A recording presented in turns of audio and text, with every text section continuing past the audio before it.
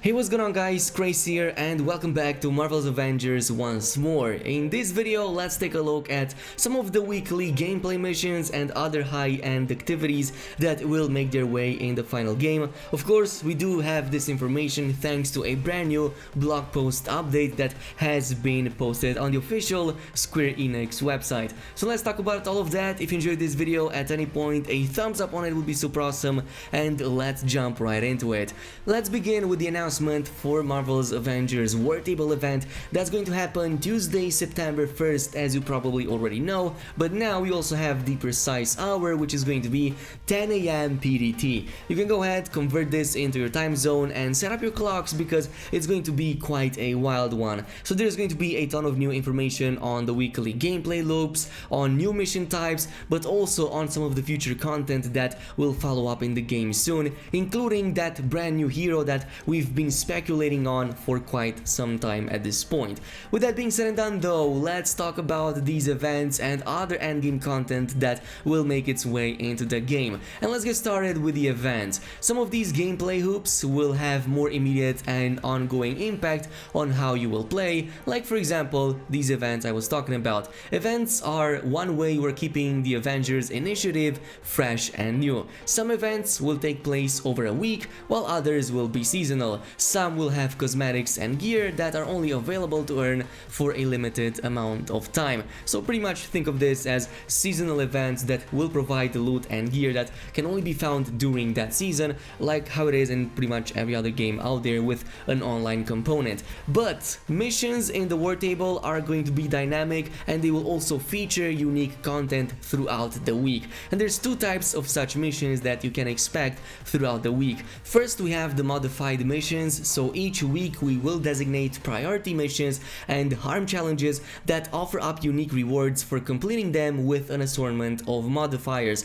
The game already teaches you about modifiers, but basically every now and then you might encounter a mission that will list various types of modifiers already in the corner. Like for example, you might encounter a mission that will deal cryo damage from the enemies and other sources. So for this type of mission you will have to go in with gear that is adapted to that and will provide resistance to that type of modifier. The second one is the new mission modes. There's going to be two of these in total that will get posted shortly after launch. One is going to focus on co-op play and will only appear over the weekend, and another that uses your full roster of heroes in a challenging gauntlet of solo play. So this is going to satisfy both online people who prefer the multiplayer as well as single player people who just enjoy playing it a little bit more offline or just with the AI bots. And by the way, we were talking about all of these brand new missions and challenges and factions, and here are some of these right here in full action. So here is the Shield faction coordinator of rank 2. This is likely the rank that the player in this case has with that faction,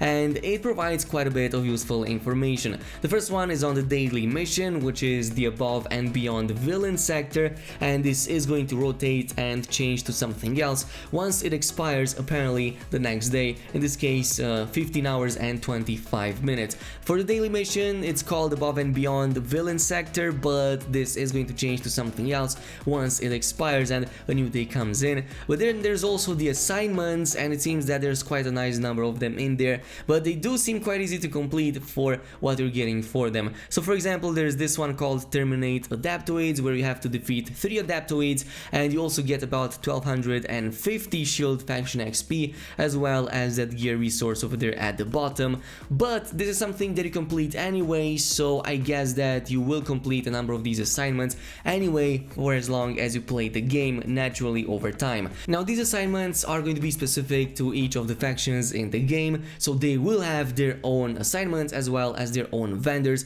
and this includes both Shield as well as the Inhuman Alliance, over which we're going to go in just a little bit right here at the bottom. But they will give you daily and weekly assignments that will help you increase that faction level to get better gear at their specific vendors. The higher your faction level, the more gear and artifacts you're going to get access to, but do keep in mind that this also rotates on a daily and a weekly basis, so the items that you might find today, you might not find them again tomorrow or next week, so make sure that you grab them in time by logging in the game. Now there's also hero challenge cards. We've talked about these in the past, I'm not gonna stay on these too much. You basically earn these dailies by completing those missions associated with them. But on top of these, there are also something called community challenges that are a little bit more different. So these are weekly challenges that ask the global player base to team up to achieve a specific goal. For example, this might require something like destroying 500,000 synthoids, and when completed, the entire player base receives that unique reward, which could be something like a nameplate, but it could also be something more substantial. And by the way, if you're playing on the PlayStation, here is reason 1999 for why this is the best platform. PlayStation players will also get an exclusive community challenge once a month, which other platforms don't get to have, so here is that. Oh, and by the way, here's also the Inhuman Alliance faction NPC, which basically provides all of those dailies and the assignments.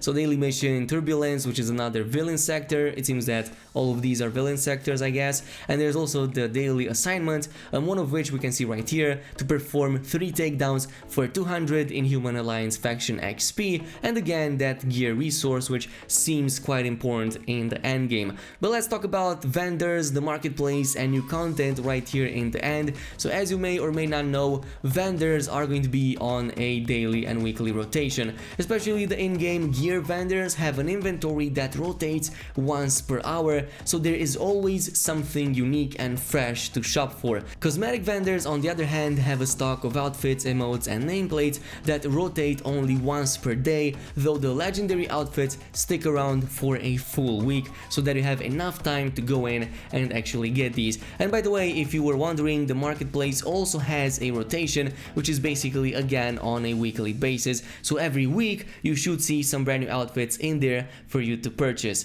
Finally, this brings us to the new content section right here at the bottom. So in addition to all of the weekly and daily stuff, we will also have some additional types of endgame content on top, which includes these outposts. They are explorable places with friendly faces that also have unique vendors. And then there's also the operations, but not much detail on these. Basically, we will find more about these on the war table, when they will also reveal that brand new hero that will debut the first operation drop, which sounds really interesting. Again, we gave our speculation on that, but of course at this point it could be literally anything. There's so many possibilities, but it's just about 24 hours until then, so we will leave it at it for now. In the meantime, thank you so much for watching. If you enjoyed this video, then make sure you leave a thumbs up on it, subscribe, and activate the notification bell, and I will see you guys in the next one.